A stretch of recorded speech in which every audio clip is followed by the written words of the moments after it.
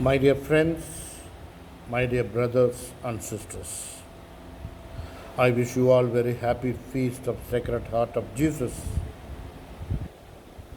But on this day, we all feel very sad because again the curfew began. From today, we are locked up again.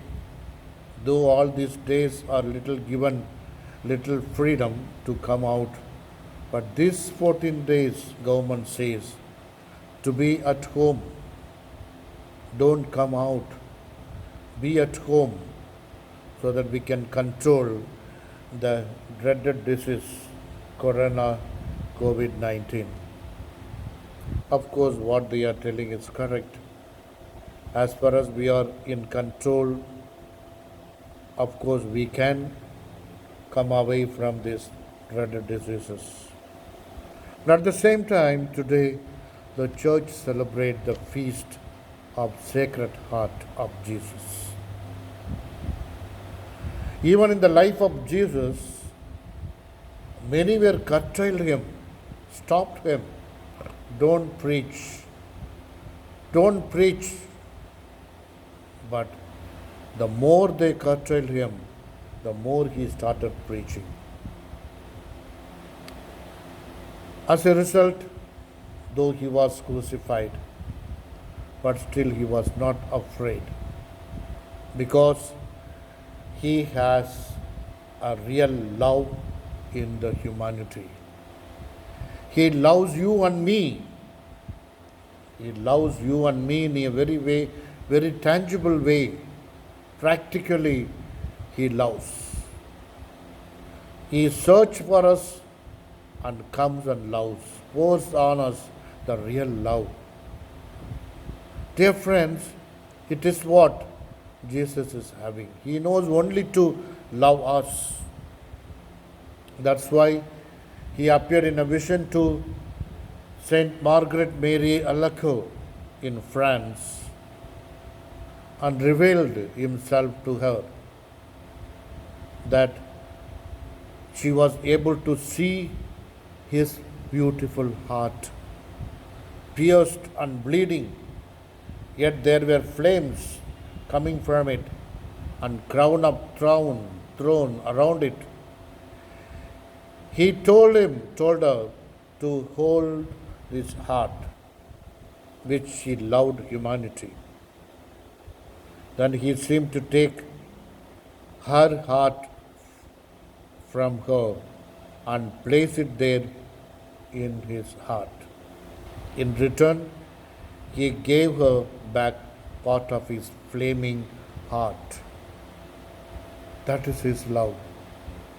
He wants to see, he wants to live with us, he wants to be within us, not just to as a peripheral way, but he wants to come into contact with us, to be with us, to be one with us. And moreover, he wants to live in us. So, my dear friends, this love practically is connected with love. The whole life of Christ, his work, can be summarized in love, that he proved himself that he really loved us by laying his hands on the cross and crucified and died for us. But this love is a reason for our existence. Love is symbolized by the heart. Biblical meaning of the heart is the whole interior life of a person, his or her sentiments, memories, thoughts, reasoning, and planning. But Jesus used the word heart in this sense when he says, the heart must be pure. If it is not pure, all kinds of bad thoughts, evil thoughts, murder, adultery, unchastity, theft, false, blasphemy, everything will defile a person. But if a heart is pure enough, it will save the person. That's the reason Jesus wants to keep our hearts pure enough, holy enough, where He wants to come and live within us, live in that heart. He wants to hold up that heart as His own home, so that whatever comes out will be a lovable one. So Jesus has the most perfect human feelings and perceptions. He feels the sting of man's ingratitude. He feels the severity of being rejected. That rejection took place on the Calvary. So, dear friends, when we commit sin, we do not simply break the rules. That's what many times we think. We just come away from the commandments. No. We hurt the person who loves us most. We hurt the person who loves us most, whose love we should return.